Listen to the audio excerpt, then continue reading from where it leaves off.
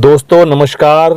मैं आपका दोस्त देवा आज फिर से हाजिर हूँ देवा नॉलेज ब्लॉग्स पर एक और आश्चर्यचकित कर देने वाला खुलासा लेकर। अगर आपको मेरा वीडियो पसंद आए तो इसे लाइक करें और दोस्तों में मित्रों में शेयर करें। दोस्तों आज मैं आपको दुनिया की एक ऐसी खुफिया एजेंसी के बारे में बताने जा रहा हूँ जिसका सब कुछ खुफिया है। कहा जाता है कहाँ उसका हेडक्वार्टर है किसी को नहीं पता, कौन उसका मुखिया है किसी को नहीं पता, कितने खुफिया एजेंट दुनिया भर में फैले हैं किसी को नहीं पता, इस सीक्रेट एजेंसी के काम करने का तरीका किसी को नहीं पता। हर देश के पास अपनी एक खुफिया एजेंसी होती है जिसका नाम तो खुफिया एजेंसी होता है लेकिन उसमें खुफिया जैसा कुछ नहीं होता। उसके हेडक्वार्टर सबको पता होते हैं, उनके मुखिया उनके चीफ का भी सबको पता होता है, लेकिन उनके एजेंडे ज़रूर सीक्रेट होते हैं, खुफिया हो सकते हैं। लेकिन जिस सीक्रेट एजेंसी की मैं बात कर रहा हूँ इसका सब कुछ सीक्रेट है। अगर सही मायने में देखा जाए तो दुनिया की एकमात्र असली सीक्रेट एजेंसी खुफिया एजेंसी यही है। मैं बात कर रहा हूँ इल्यूमिनाती सीक्रेट एजेंसी की, एक ऐसी खुफिया एजेंसी की जिसके बारे में दुनिया की कोई भी खुफिया एजेंसी आज तक कुछ पता नहीं कर पाई। फिर चाहे वो अमेरिका की CIA हो, रूस की KGB हो, भारत की रॉ हो या पाकिस्तान की ISI, ब्रिटेन की MI6 या चीन की MMS या जर्मनी की BND या फिर इजराइल की मोसाद, ये सभी आज तक उस खुफिया एजेंसी के बारे में ज़्यादा कुछ जानकारी हासिल नहीं कर पाई हैं। हर देश की खुफिया एजेंसी अपने अपने देश के लिए काम करती है, लेकिन ये एजेंसी किसके लिए काम करती है आज तक किसी को नहीं पता। इस इल्यूमिनाती खुफिया एजेंसी के चीफ से लेकर सदस्य तक सभी खुफिया होते हैं। उन्हें अपने बारे में किसी को भी बताने की इजाज़त नहीं होती और अगर वो ऐसा करते हैं तो मार दिए जाते हैं। आज भी ऐसा माना जाता है। इसके सदस्य दुनिया भर के अलग अलग देशों में खुफिया रूप में रहते हैं, खुफिया मीटिंग करते हैं, सीक्रेट एजेंडे पर काम करते हैं, लेकिन किसके लिए करते हैं ये आज तक किसी को नहीं पता। इल्यूमिनाती दुनिया का सबसे पुराना और सबसे बड़ा खुफिया तंत्र है। इसके सदस्य कौन हैं और इसकी शुरुआत कब और कहाँ हुई तो मैं आपको बताता हूँ। आज से 245 साल पहले जर्मनी के बावरिया नामक राज्य के छोटे से शहर इंगोलस्ताद से हुई थी। सन 1776 में इंगोलस्ताद यूनिवर्सिटी के प्रोफेसर एडम बिशॉप ने इसकी शुरुआत की थी। इस संगठन का नाम उन्होंने ऑर्डर ऑफ इल्यूमिनाती रखा था। प्रोफेसर एडम का इस संगठन को बनाने का मुख्य मकसद कट्टरपंथ से आज़ाद एक नई दुनिया बनाने का था, जहां धर्म और मजहबी दीवारें ना हों और सबको बराबर देखा जाए, सबको बराबरी का हक और अधिकार हासिल हो। कहा जाता है प्रोफेसर एडम बिशॉप ने इस संगठन की शुरुआत अपने ही कॉलेज के महज 5 छात्रों के साथ की थी। उसके बाद इससे हजारों लोग जुड़ते चले गए और संगठन बड़ा होता गया, क्योंकि कट्टरपंथ उस समय जर्मनी और दुनिया भर में अपने चरम पर था और लोग इस कट्टरपंथ की दीवारों को तोड़ना चाहते थे।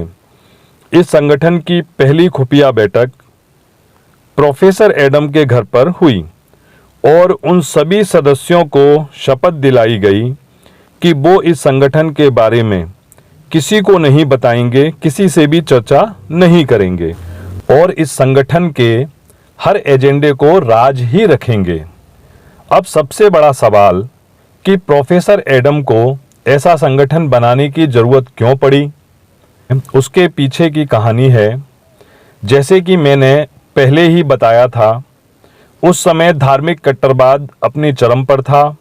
लोगों को अपनी मर्जी से जीवन जीने की आज़ादी नहीं थी। इसलिए प्रोफेसर बिशॉप्ट का मानना था कि दुनिया को बेहतर बनाने के लिए लोगों को चर्च, मस्जिद और मंदिरों से आज़ाद होना जरूरी है, जिससे वो अपनी स्वच्छंद जिंदगी जी सकें और खुलकर अपने विचार लोगों व सरकारों के सामने रख सकें। धीरे धीरे इल्यूमिनाती के दो छुपे एजेंडे जर्मनी सरकार और दुनिया के सामने लीक हो गए, या यूं कहें सामने आ गए। वो थे स्वैच्छिक गर्भपात और स्वैच्छिक आत्महत्या। जर्मनी में गर्भपात, एबॉर्शन पूरी तरह प्रतिबंधित था, बैन था, और इल्यूमिनाती गर्भपात का समर्थन करता था, वो उसके पक्ष में था। उसके बाद जर्मनी सरकार को कई ऐसे सबूत मिले जिससे इल्यूमिनाती गर्भपात और खुदकुशी, आत्महत्या को बढ़ावा दे रहा है। पूरी दुनिया और जर्मनी में खुदकुशी को गलत माना जाता था, आज भी माना जाता है, लेकिन इल्यूमिनाती का मानना था कि जो लोग खुश नहीं हैं उन्हें आत्महत्या या खुदकुशी करने की इजाज़त होनी चाहिए और कर लेनी चाहिए। तमाम कोशिशों के बावजूद भी प्रोफेसर बिशॉप के घर पर हुई पहली खुफिया बैठक से ये बात लीक हो गई और जर्मनी सरकार को ये सभी बातें पता चल गईं कि प्रोफेसर बिशॉप लोगों को चर्च और सरकार के बारे में भी भड़का रहे हैं। इस सब को देखते हुए और इल्यूमिनाती के सदस्यों की बढ़ती संख्या को देखते हुए जर्मनी सरकार को इल्यूमिनाती एक बड़ा खतरा लगने लगा। सरकार ने सोचा ये तो खतरा है।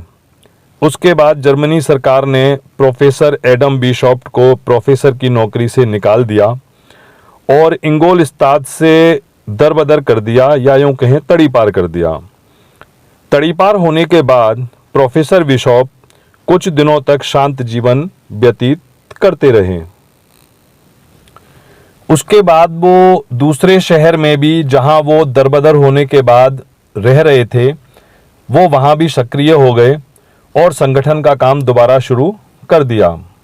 कुछ समय बाद ही सरकार को फिर संगठन के सक्रिय होने की जानकारी मिली। उसके बाद प्रोफेसर बिशॉप को वहां से भी दरबदर किया गया और इस संगठन पर पाबंदी लगाकर आदेश दिया गया, जो भी इस संगठन का सदस्य बनेगा या जुड़ेगा उसे मौत की सजा दी जाएगी। और प्रोफेसर बिशॉप को इंगोलस्ताद से भी 300-400 किलोमीटर दूर गोथा नामक जगह पे भेज दिया। गोथा में प्रोफेसर बिशॉप ने एक किताब लिखी जिसमें उन्होंने इल्यूमिनाती के बारे में सब कुछ लिखा है, जो आज भी इंगोलस्ताद के म्यूजियम में रखी हुई है। जिस किताब में उन्होंने खुफिया संगठन इल्यूमिनाती के शुरुआत के पीछे के मकसदों को बताया है। आज ये संगठन एक षड्यंत्रकारी संगठन के रूप में फेमस हो चुका है। कई देशों में सरकारों और विभागों को अप्रत्याशित तौर पर इसी संगठन के जरिए ही चलाया जा रहा है। वो हर निर्णय संचालित किए जाते हैं जो व्यवसाय या व्यवस्था परिवर्तन के लिए जरूरी हैं। ऐसा भी माना जाता है दुनिया के कई बड़े बड़े सेलिब्रिटी, सरकारें और उनकी तमाम संस्थाएं इल्यूमिनाती के सीक्रेट एजेंडे को फॉलो करती हैं। इल्यूमिनाती संगठन से जुड़े लोगों के लिए कहा जाता है ये शैतान के पुजारी होते हैं। इल्यूमिनाती बेफ्रोमेट, लूसीफर जैसे शैतान को ही अपना भगवान मानते हैं। जो भी इल्यूमिनाती का सदस्य बनता है वो अपने आप को बेफ्रोमेट, लूसीफर शैतान को समर्पित कर देता है। कुछ लोगों का कहना है कि वो अपनी आत्मा शैतान को बेच देते हैं और उसके बदले में उन्हें वो सब मिलता है जो वो चाहते हैं, जैसा धन, दौलत, शोहरत आदि। दुनिया में हुई कई ऐसी घटना जिनमें आज तक किसी का नाम सामने नहीं आया, वो सभी घटनाएं इल्यूमिनाती संगठन द्वारा कराई बताई जाती हैं, जैसे अमेरिकी राष्ट्रपति जॉन एफ कैनेडी की हत्या, फ्रांस की क्रांति और अन्य कई घटनाएं इल्यूमिनाती के नाम दर्ज हैं। जिस घटना के अंजाम तक जांच एजेंसियां या सीक्रेट एजेंसियां नहीं पहुंच पाती, उस घटना में इल्यूमिनाती का हाथ होना तय माना जाता है या वो घटना इल्यूमिनाती के माथे मढ़ दी जाती है।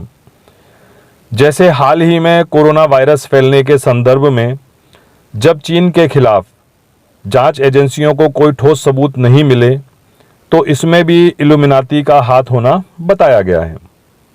जो लोग इस संगठन को फॉलो करते हैं वो समय समय पर कुछ इस संगठन के प्रतीक चिन्हों को बनाकर दर्शाते हैं, जैसे ट्रायंगल, आँख का चिन्ह, 666 नंबर और हाथ से अपने शैतान बेफ्रोमेट का चिन्ह बनाकर ये संगठन को दर्शाते हैं।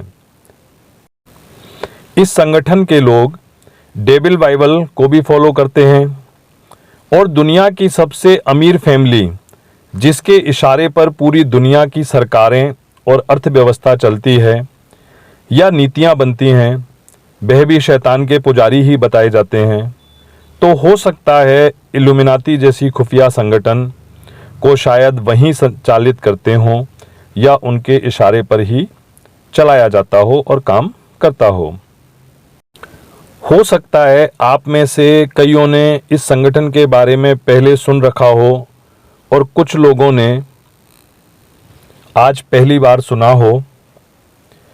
इस संगठन की और अधिक सीक्रेट जानकारी और कार्य करने का तरीका मैं अपने अगले वीडियो इल्यूमिनाती पार्ट 2 में बताऊंगा।